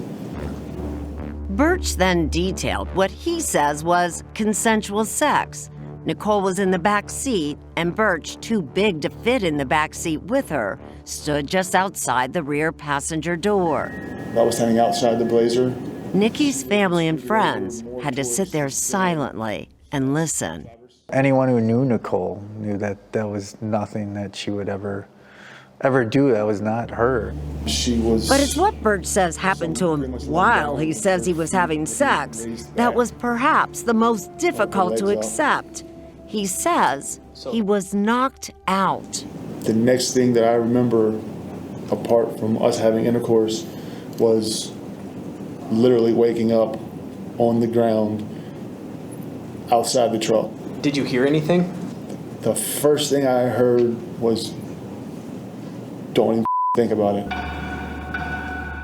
Birch said he turned and saw someone standing behind him holding a gun. At that point, did you know who that individual was? Never seen him before in my life. Do you know who that individual is now? Now I do. Who was it? It was Doug Dietrich. Birch says he saw Nicole laying on the pavement. I didn't know if she was alive. There was a lot of blood. The 6'7", 250-pound Birch said Dietrich told him to put Nicole's body in the Blazer and then drive to the field. Dietrich, he said, ordered him at gunpoint to carry Nicole's body down an embankment. That's when I turned, and with everything I had, I lunged at him and pushed him as hard as I possibly could. Birch said he ran back to the Blazer and headed for home, throwing Nicole's clothes out the window on the way. The next day, he met up with friends and went fishing. You didn't call 911? No, sir. But he didn't tell anyone else either. You don't tell them people. People get killed all the time where I'm from for that. As Birch told his story, 2 women were in the courtroom listening to every word. They have traveled more than 1,000 miles to be here every day. We just wanted him to see our face every day and know that we haven't forgotten what he did, and we've never forgotten Joey. Joey is Joey White. It's Joey and Audrey. In 1997, he was murdered in Newport News, Virginia. The man accused of killing him, neighborhood rival George Birch. But this jury will never hear about it. He was out on bond when he killed Joey. Shayna Stowe was Joey White's fiance and the mother of his child. I'm 16, Joey's 22 there. He was my first love, he was it. Carla Rhodes is Joey's sister. I miss him a lot. Birch testified at that trial, too. He looked at us, laughed at us the whole time, smirked. And what happened? Not guilty. It was shocking when they said not guilty. Neither was surprised that Birch had been accused of another murder. I'm not shocked at all. I mean, I wouldn't be surprised if he's killed other people. Look what he did. I mean, it's brutal. When it was finally District Attorney David Lasay's turn to cross-examine Birch, he had one thing in mind. To show how ridiculous his story was. And he says he had plenty to work with, like Birch's claim that Nicole would have agreed to have sex in the car. So Nicole would rather have sex with you in front of her neighbor's home with your butt hanging out the door of the car than ask the babysitter to go home? Sir, I don't know. I wasn't the one making decisions. And if Birch was hit hard enough to knock him out, why didn't anyone see bumps or bruises on his head when he went fishing the next day? I'm 6'7", so it's hard for someone to see the top of my head. And why would Dietrich murder Nicole and let Birch get away? So rather than just beating you or killing you in the middle of the street, he decided to enlist you, a total stranger, to help him dispose of the body of his girlfriend. I don't know what his plans were. At one point, Lasay pushes Birch on a possible motive. What really happened was you drove Nicole home fully expecting that you were going to have sex, right? I was hoping that we would. And when you get there and it becomes clear that Nikki isn't going to have sex with you, when she attempts to go into her house and leave your vehicle, that's when your mood changes, right? No, sir. That's when things get aggressive, don't they? Not at all. That's when you grab that cord and strangle her, don't you? No, sir, not at all. That's when Nikki gets slammed on the ground repeatedly when she's trying to run toward her house. None of that is true. And Birch loses his cool when Lasay presses him on an inconsistency in his story. So clear this up for me. You're backing down the embankment with Nicole's body in a fireman's carry position, right? No. What are you doing? I told you before, and I will say it one more time for you, sir. I was carrying her over to this area. I think there was a big turn when you saw him lose his temper. I think we both said, well, there's the real Steve Birch Absolutely. coming out, not George, not Big Country. This is how we know him. You're assaulted. You're held at gunpoint. You carried the mangled body of a woman to her final resting place. And the next day, you're going fishing with your buddy with a smile on your face and not a care in the world. I wouldn't say not a care in the world. That definitely would not be something I would say. Who will the jury believe? No further questions.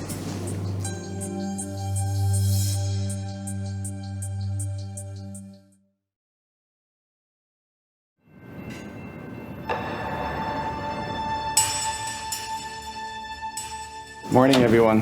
Be seated. Does the state have any rebuttal witnesses? The prosecution got one last chance to present witnesses to rebut the story George Birch told the jury. During George Birch's testimony, he specifically said, if I recall, that they were having sex. Her pants were off already at that point. So during the rebuttal, we brought those pants to enter into evidence and make sure they were viewed. If she had been disrobed in her car, how do those clothes get not just bloody, but dirty and hairy? Those clothes are filthy and they're demonstrative of being worn during a struggle. Carefully and respectfully, Sergeants Brian Slinger and Rick Lopnow unwrapped and displayed the pants that Nicole wore the night she died, found blood-soaked and muddy on the highway. It goes to George's credibility, which is zero, that this was not a consensual act. She fought, escaped the vehicle. He bludgeoned her, strangled her, and with her clothes on, and then transported her body to the scene. His story was a lie. He disrobed her at the scene and forgot her socks. And then the final arguments. Go right ahead. Thank you. The prosecution reminded jurors of the weight of evidence against George Birch. Whose DNA is on her sock? Who's with Nikki at the 4 key areas of Brown County? Their explanation is ridiculous and it's insulting to your intelligence. While the defense hoped to plant doubt. Justice for Nicole is not going to be delivered by a wrongful conviction of George Birch. Doug Dietrich had the motive, the opportunity, and the connection to this crime.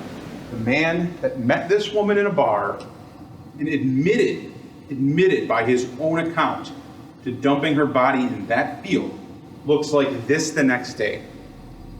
Who does that? Ladies and gentlemen, the bailiffs will escort you to the jury room. Good luck. What was the feeling in the courtroom as the case went to the jury? It was very tense. And I was surprised that I think 45 minutes later, I mean, not even an hour later, the jury had a question. The jury asked to see the bloody wire used to strangle Nicole, as well as cords found in Doug Dietrich's garage, to see if they were possibly a match.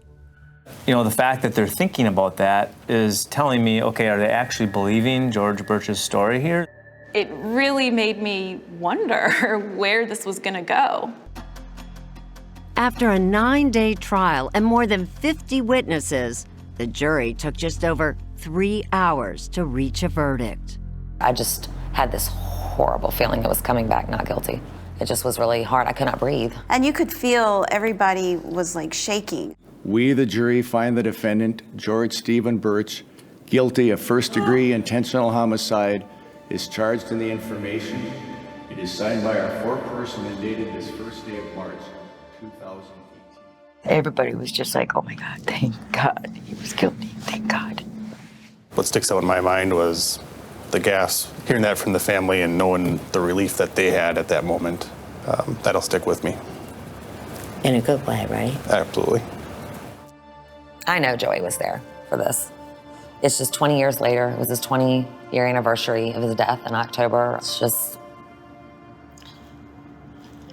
try not to get upset. Could you see Doug Dietrich? Doug Dietrich, I think, was relieved.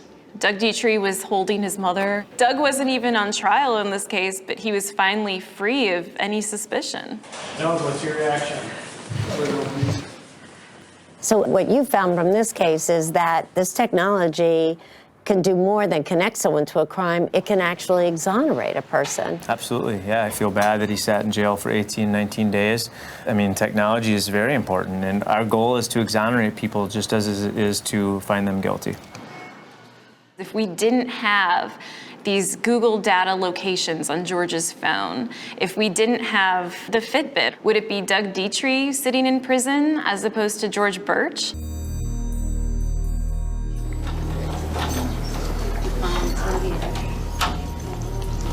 Back in court 2 months after the verdict, the judge speaks to George Birch before sentencing him, while Doug Dietrich and his mother look on. His family is destroyed. It's ruined. It'll never be like this again. In a state with no death penalty, the sentence is as harsh as possible: life without parole. This is a crime that I believe merit the death penalty, and for that you have to die in prison. It is what the families wanted, and yet this is no time for celebration. To Vicki, to the Dietrich family, prayers and support of this community are with you. Good luck and God bless. This court is in recess.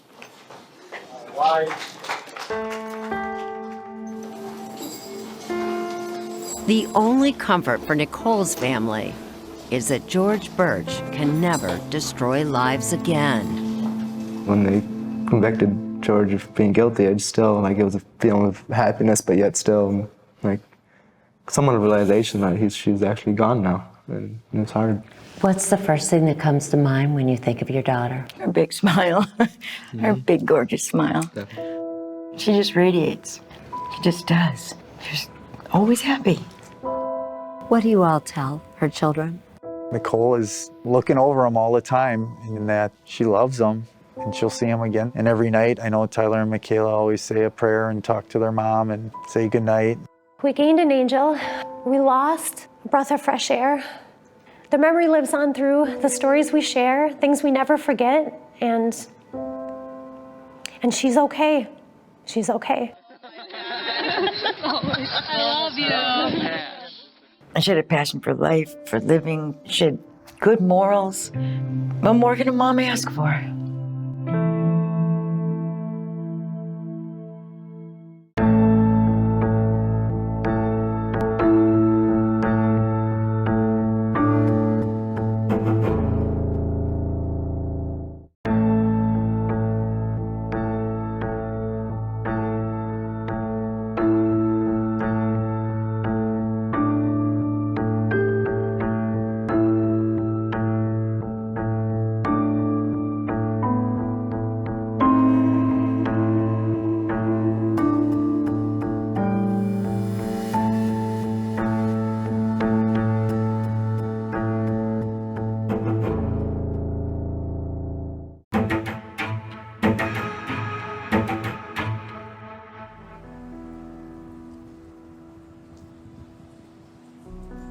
My name is Reggie Reed.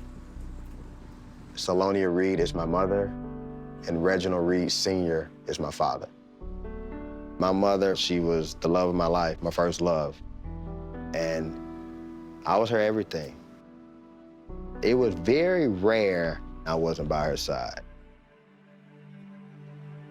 Take me back and tell me what you remember about that day. That day, we went to the mall. That's one of the things to do in Hammond, just go to the mall, even though if you're not buying anything, window shop, if you will. Went to the mall, came home, and my mom went out, and she never came home. My beeper went off, and it was Reginald. And he asked me, had I seen Salonia? And I said, no, not since yesterday. I was a patrol officer for the Hammond Police Department. I was dispatched to a missing persons call on Apple Street in Hammond, Louisiana. The complainant, Reginald Reed, explained to me that his wife had left home the night before and had not returned, and he was concerned and wanted to file a missing persons report. I had received a description of the car from Reginald. I started to drive up Range Road, and I noticed the car. Walked up to the car and noticed Salonia's body inside the car. It was very, very, very obvious that she was deceased. Salonia was 26 years old at the time. When I watched the crime scene video and saw Salonia's body in that car, immediately I was sad, I was mad. It was pretty apparent to me right away that whoever did this homicide hated this woman. So I called Reginald back. I said, Reginald, have you heard anything? He told me, he said, yes. He said they found her in her car. And he said that she was dead. And that was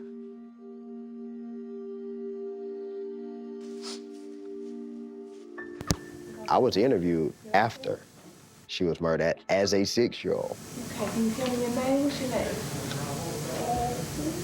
When I watched that video over and over again, Okay, the day before Sunday, what did you do? what I see is a 6-year-old boy that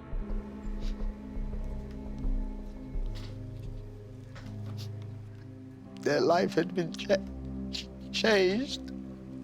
He doesn't understand the magnitude of it yet.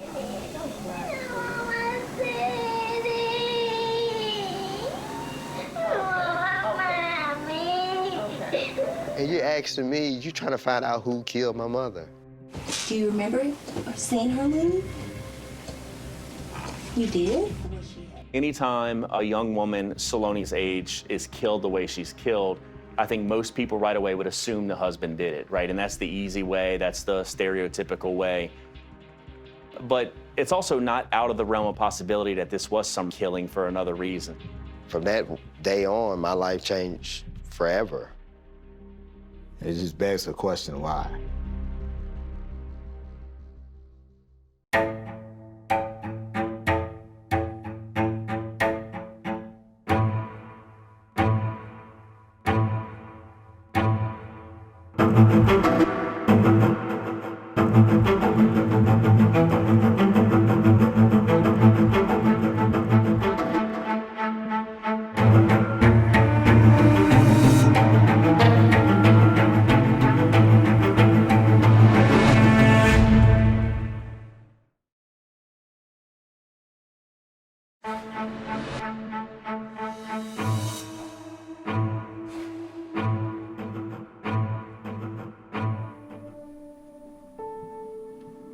After my mother was murdered, things moved fast.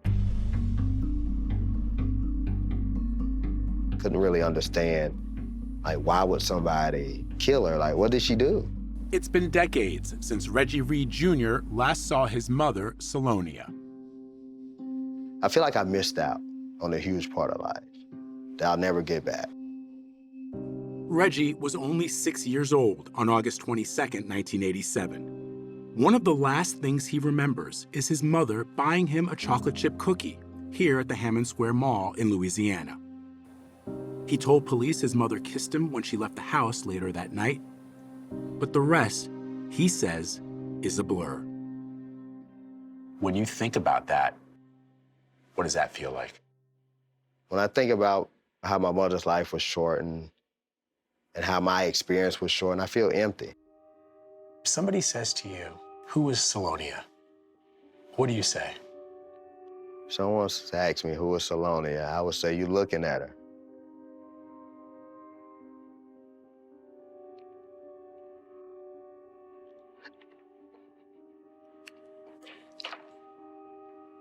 Because based on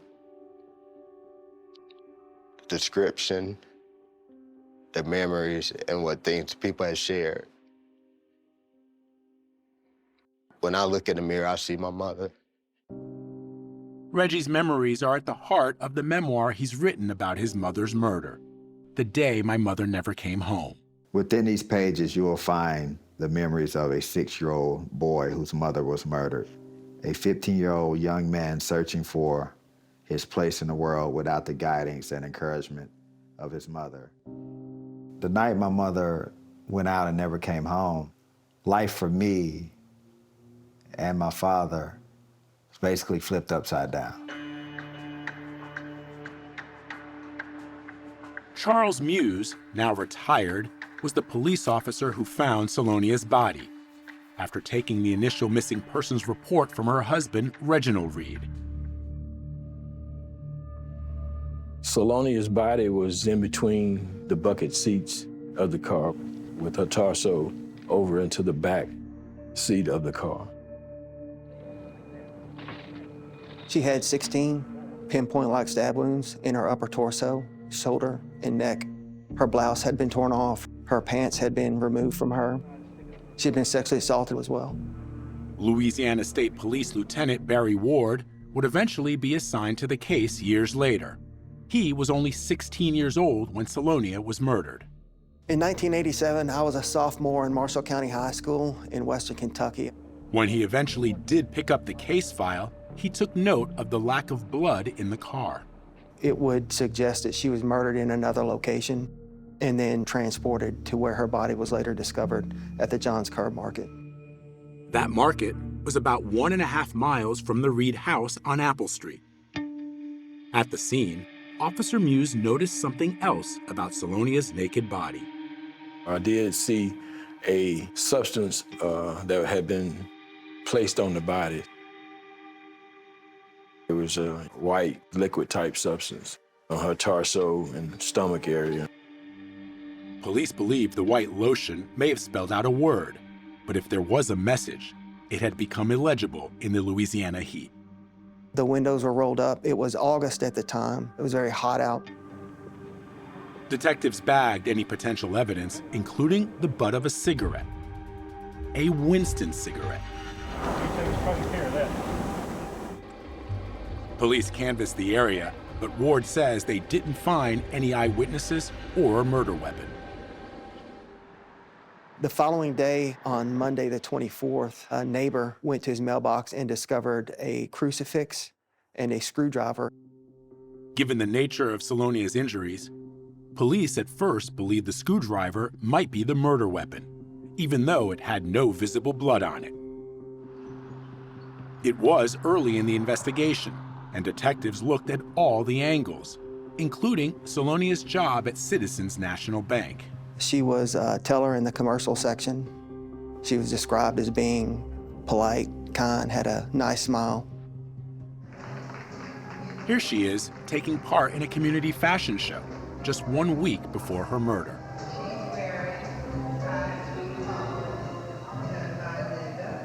Salonia and Reginald, who was a Marine and later a car salesman, met during their high school years.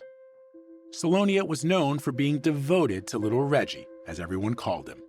But the night she disappeared, she left the 6-year-old at home with his father, according to what Reginald told police. He and his son, Reginald Jr., were going to stay and play video games while she went out to a local bar with her girlfriend.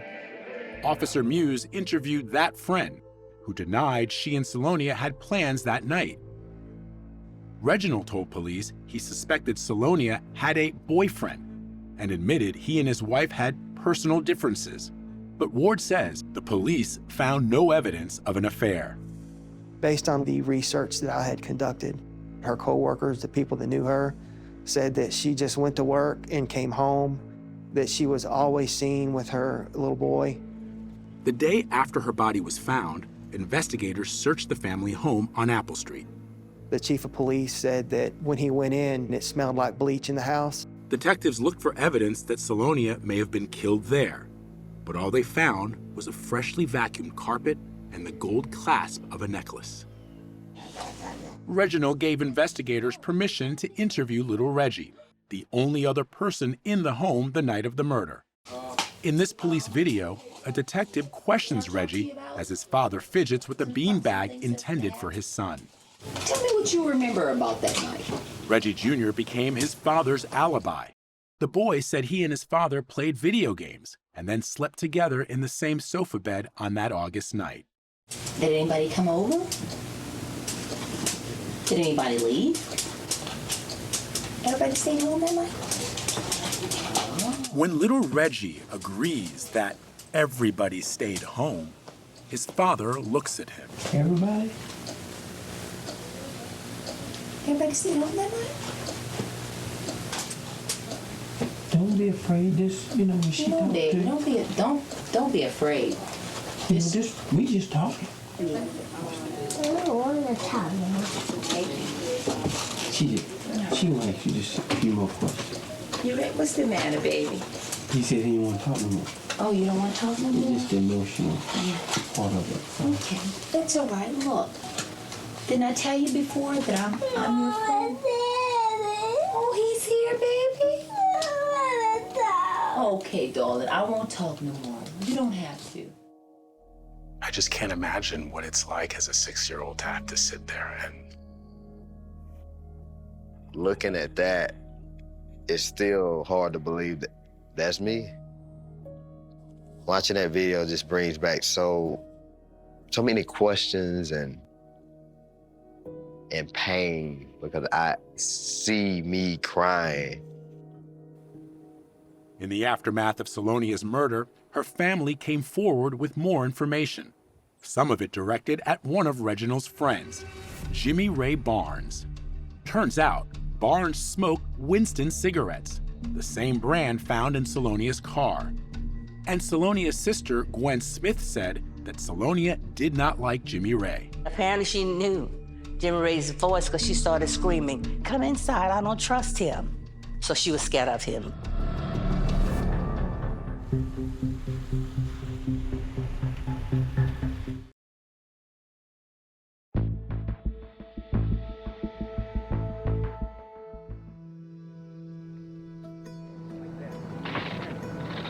In the days after Salonia's murder, there was one name police kept hearing: Jimmy Ray Barnes, a friend of Reginald Sr.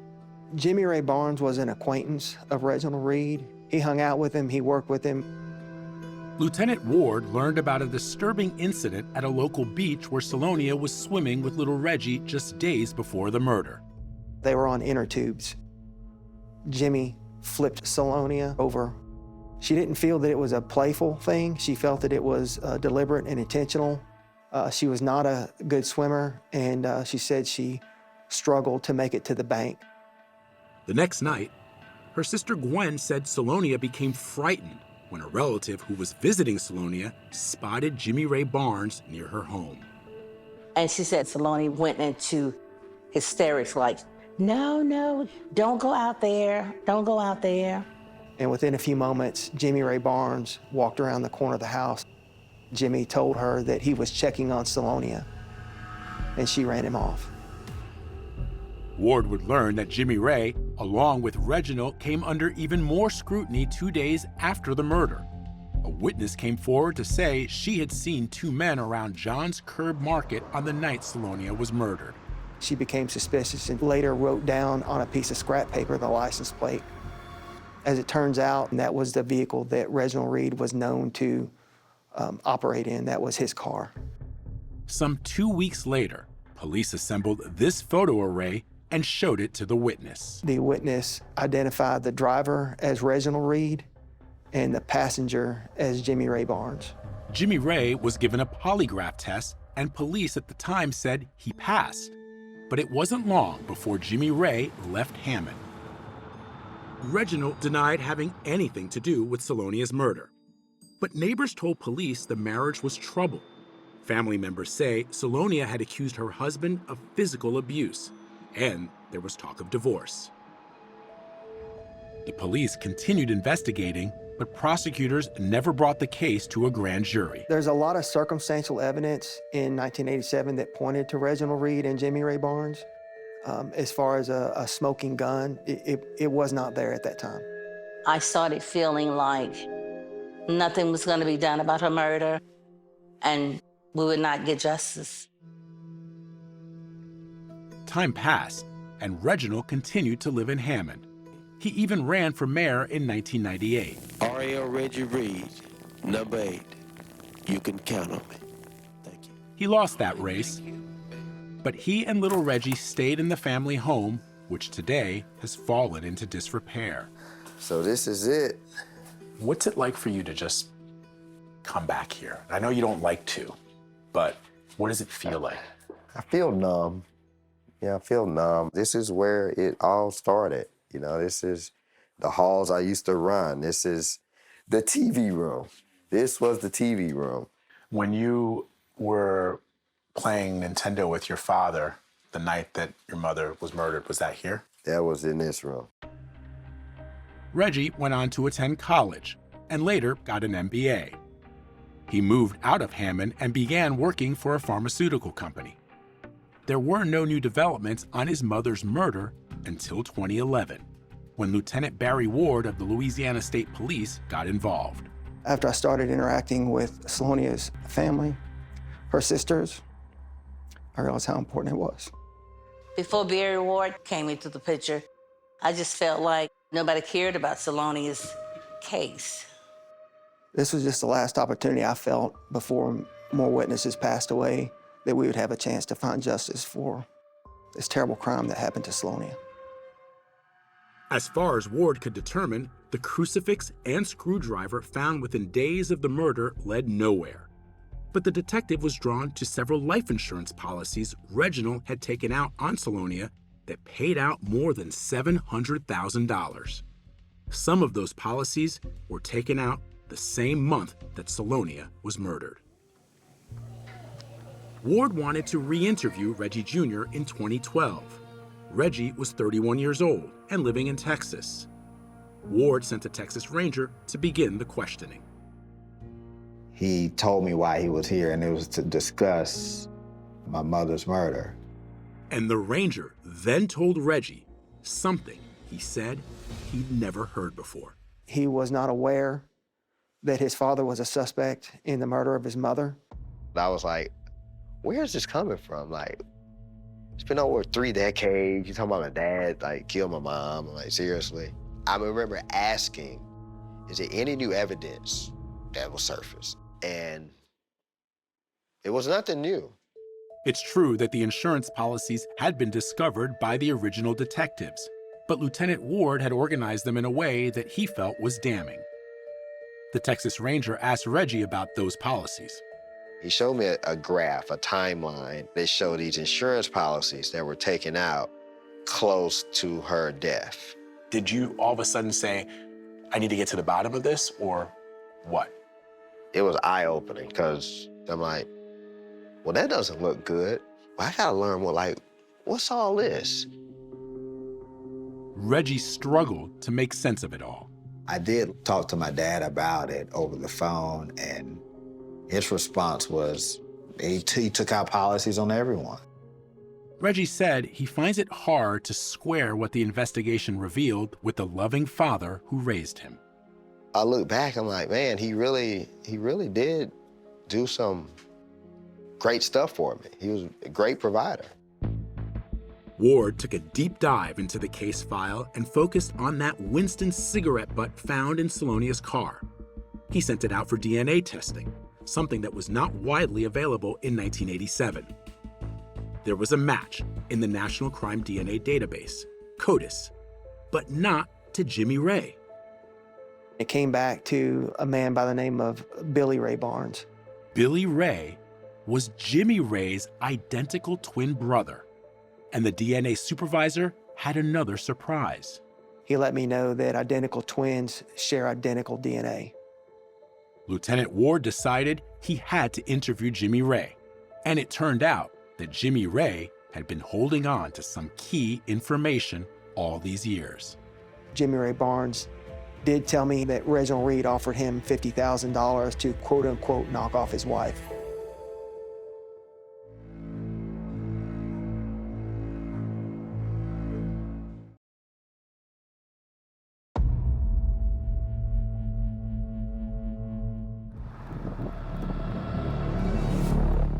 In July 2012, Lieutenant Barry Ward went on the hunt for Jimmy Ray Barnes, who had become a prime suspect in the Salonia Reed murder case after his DNA was linked to the crime scene. Ward found Barnes in the Atlanta area, where he said Barnes told him he'd fled Hammond because he was afraid of Reginald Reed. Barnes said back then he'd been shot at 3 times and hit once in the neck. Barnes suspected the shooter was Reginald, but had no proof. Jimmy said he was known to carry a gun, but you fast forward 25, now 30 years, Reginald Reed was now an old man. We're on. Okay. Barnes was ready to talk about Reed without a lawyer. But I ain't got nothing to hide. Barnes told Ward that a few days before Salonia was killed, Reed asked him if he would, quote, knock off his wife. Reginald asked you if you would, Yeah. quote, by your term, Right. knock off his wife. And Right. that means you took that to mean to kill her, to murder her? Right. What was your response to that? Hell no. Did he discuss any money with you? Yeah, he is. He discussed money. Ward pressed Barnes to tell him how much money. More than 5,000? Yeah. More than 10,000? Yeah. More than 50,000? 50,000. He offered you $50,000. Yeah. Is that a guess, or is that the amount he offered you? That was the amount he offered. But Barnes told Ward that he would not repeat the story in court. I don't trust the law no more. Ward confronted Barnes about that polygraph test from the original case file. Barnes allegedly had passed that polygraph, but Ward suspected Jimmy Ray secretly had asked his identical twin, Billy Ray, to take that test. I talked to Billy, and he said he took that polygraph test. And if Billy looked like you and was questioned over a murder that you took part in, and he doesn't know anything about it, he's probably going to pass that polygraph test. Would that be fair to say? I don't know. I'm not going to answer that because I know I'm the one who took the polygraph test. Ward believed he had a solid case to finally bring charges. He had Jimmy Ray's DNA connected to the crime scene and his videotaped statement about Reggie offering him $50,000 to kill Salonia. But, Ward said, prosecutors always wanted more. I would get phone calls through the years from prosecutors who would ask me to re-interview family members, find out additional information, test more evidence. It was busy work. Then, in 2018, a newly hired prosecutor, Taylor Anthony, got assigned the case. Why reopen a 35-year-old case? What was the trigger? Well, why reopen it? It's an interesting question. This was a case, to me, right away when I looked at it, that there was a story to be told. Anthony was impressed by all the investigative work done by Lieutenant Ward, so he reached out. But Ward told Anthony he was too busy and that he felt he'd been let down by other prosecutors. My initial response was to just get this guy off the phone. He said, look, I've already poured hundreds of man-hours into that case, and y'all didn't do anything. And he said, you're wasting your time, kid. Have a nice life, basically. But Anthony was undeterred and promised Ward that this time things would be different. I think he saw what I saw.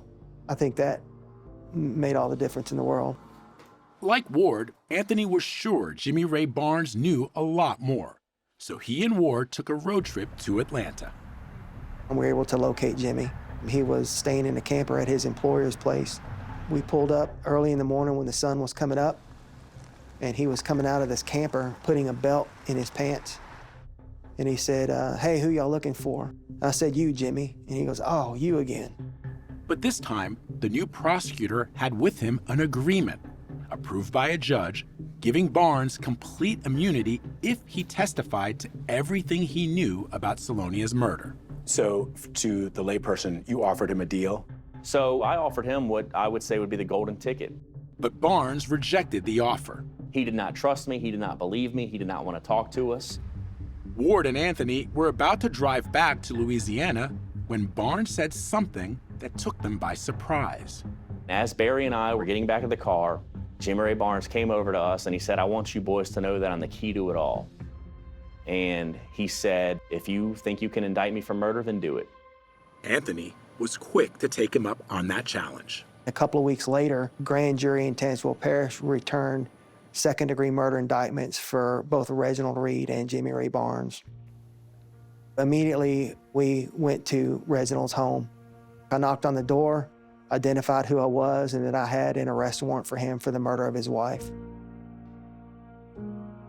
He really had no emotion. The date was June 21st, 2019, more than 30 years after Salonia's murder. When Reginald was arrested, it was like a burden, just got my chest, like a burden was lifted off. I got a call that my father was indicted for second-degree murder and conspiracy, along with a co-defendant for my mother's murder. Reggie Jr. put up his father's $250,000 bail bond. My dad being my rock for so many years, I felt the need to try to help him. Now that you are both adults, did you ever ask him those questions that you have, that you're questioning even now as we sit here? Yeah, I asked him, and he maintains his innocence. Sitting in another Hammond jail cell was Jimmy Ray Barnes. He now had a lawyer and asked to speak with Detective Barry Ward and Taylor Anthony. So Barry and I went and met with him again.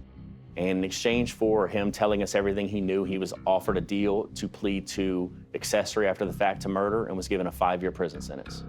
The homicide trial of Reginald Reed was scheduled for November 2022, and Jimmy Ray had agreed to testify. Reggie Jr. hoped to hear never-before-revealed details of what had happened to his mother. I want to know what happened.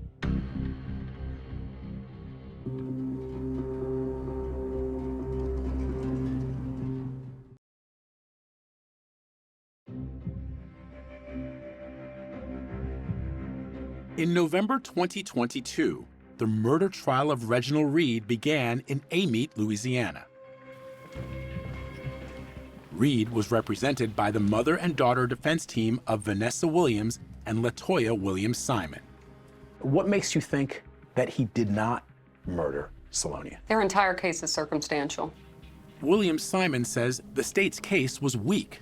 There was no murder weapon. no fingerprints or DNA tying Reed to Salonia's homicide. I was confused as to how they were really going to prove their case. There's no direct evidence. But prosecutor Taylor Anthony believed his prosecution would deliver justice to Salonia. The reason I became a prosecutor is to fight for people like this. I see a woman whose body's been desecrated, violated, mutilated, and nobody spoke up for her and fought for her. And there's a quote that I love, and it goes, "The dead cannot cry out for justice. It is the duty of the living to do so for them." And that's my job. Anthony told jurors about the $700,000 from the insurance policies on Salonia's life.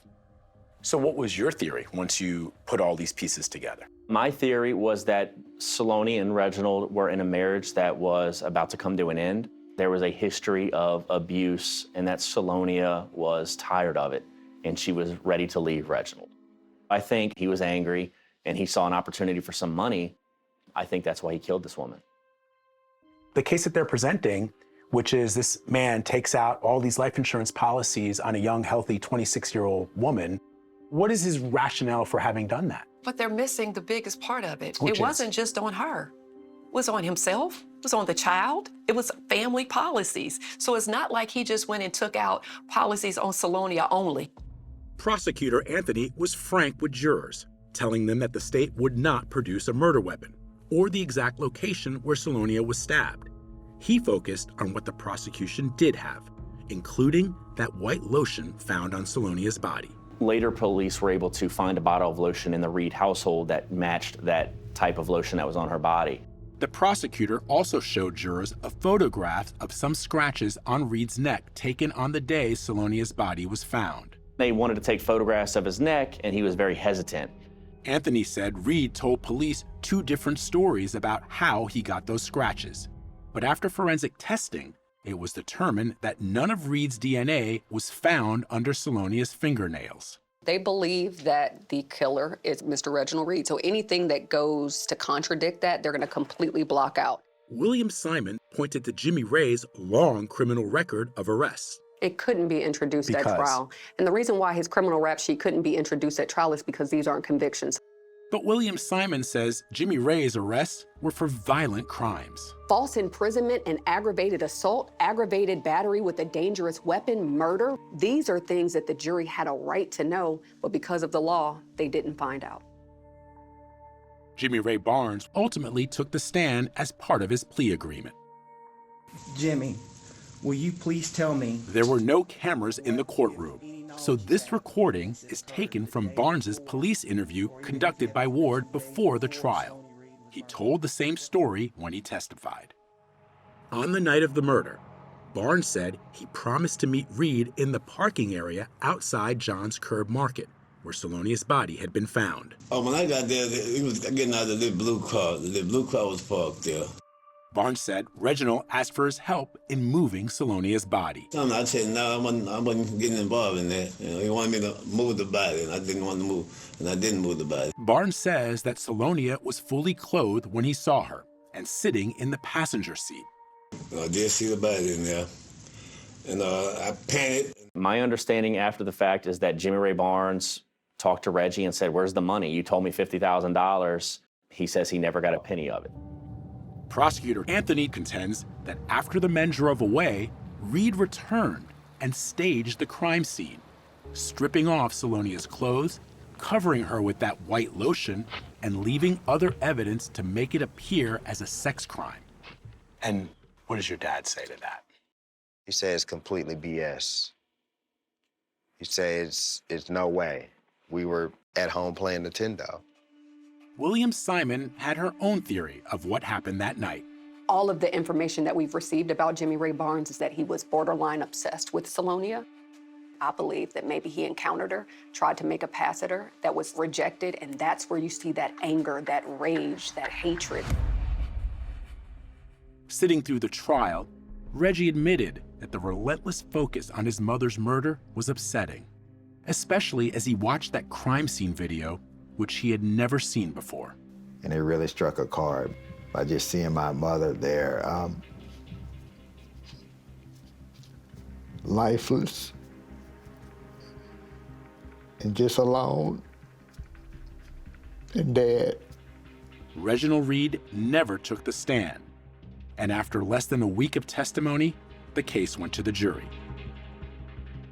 Reggie Jr. braced for the verdict.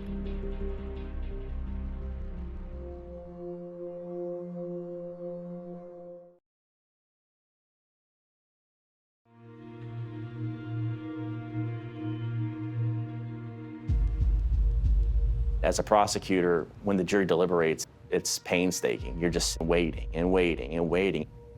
Some of Reginald Reed's brothers and sisters were waiting as well. Kennedy Reed, Belinda Reed Cox, and Claude Reed.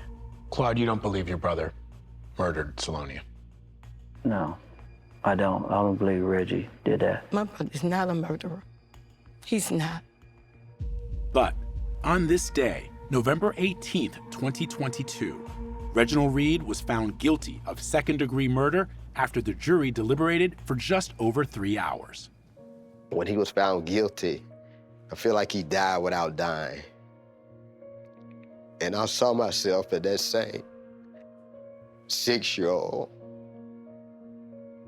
crying out for my dad as I did in that video.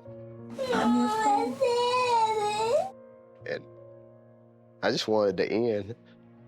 Reggie tried to recapture the moment his father was found guilty in his book. My father grabbed me up into a big hug. I wanted to stay there forever. He pulled back for a moment, looked me in the eyes, and kissed me on the forehead. We embraced once more, and then they took him away from me. I wanted to tell him, I'm sorry for the loss of your mother. I'm sorry for your father going to prison. I can't even imagine the grieving process that he's got to go on through. Reggie says sitting through the trial was excruciating. But when it was over, he still wanted answers. It's my parents' room. Lieutenant Ward has told you that one of his theories is that your mother may have been killed in this room. In this room. I just go back thinking of the manner and the way which she was killed. If she was killed here, how is it possible that they couldn't find anything? Where was I? Did you leave the house after I fell asleep? Questions Reggie cannot answer because he simply cannot remember. On January 30th, 2023, everyone piled back into the same courtroom where Reginald Reed was sentenced to life in prison without the possibility of parole. He did not offer any kind of explanation or statement and said nothing. You know, I want justice, but I didn't think justice was gonna come at the price of my dad going to prison for life. So my question is, do you believe that your father murdered your mother? I don't know. Another question, do I think my dad had some involvement? Maybe. I don't know, though. I don't know. So that's where I'm just, it's like a tug-of-war game. Just knowing the type of father he is, I can't just turn a page and just look at my father as a complete monster.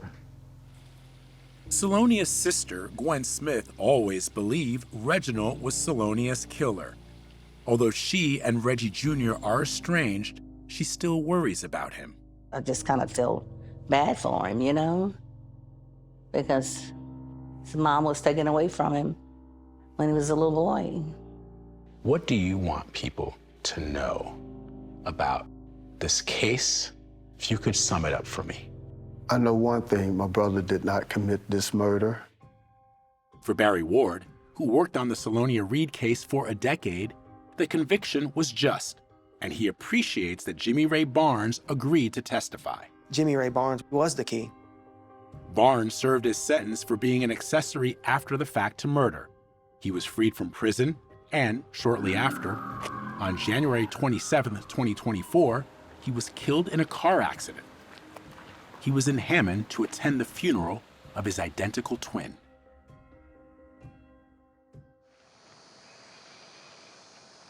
There are several cases throughout my career that stick out to me, and this is probably the main one. Charles Muse, the Hammond police officer who found Salonia's body, is pleased he got to see the outcome of the case. I mean, her death, didn't just go in vain. I find some peace in that. You say that you wish you would have gotten to know her better, but then you realize too, you must, that she's living through you, that she's here because you're here. Absolutely. And I think about that she's in a place where she's consistently watching over me. As for Reggie's father, he calls Reggie from a Louisiana state prison once or twice a week. This call is not private. It will be recorded and may be monitored. Hey, Reg. Hey. How you doing, man? Good, how you? A 48 Hours producer was present during a recent call. Do you think you got a fair trial? No, of course not. Of course not. Wasn't no evidence. What do you got to tell us about your son? Oh, remarkable. I thank the Lord for him every day. That he was able to understand something that was going on, but that I would never leave him.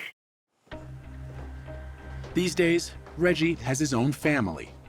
His son Lathan is nearly the age he was when Salonia was killed. And they often play games just as Reggie did with his father.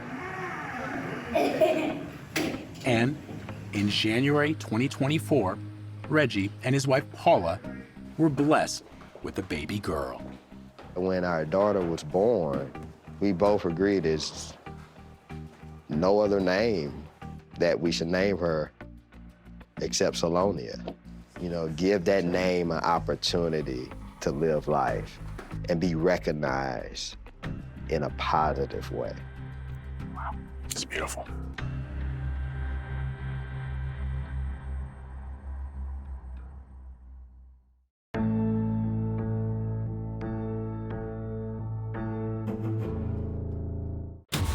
Something happened at the house. We are very worried about your dad. A daughter's forbidden love. There's blood everywhere. Turns deadly. We found several murder plans. Who's the mastermind of all of this? Where were you? 48 Hours is all new. CBS next Saturday, 10/9 Central, and streaming on Paramount+.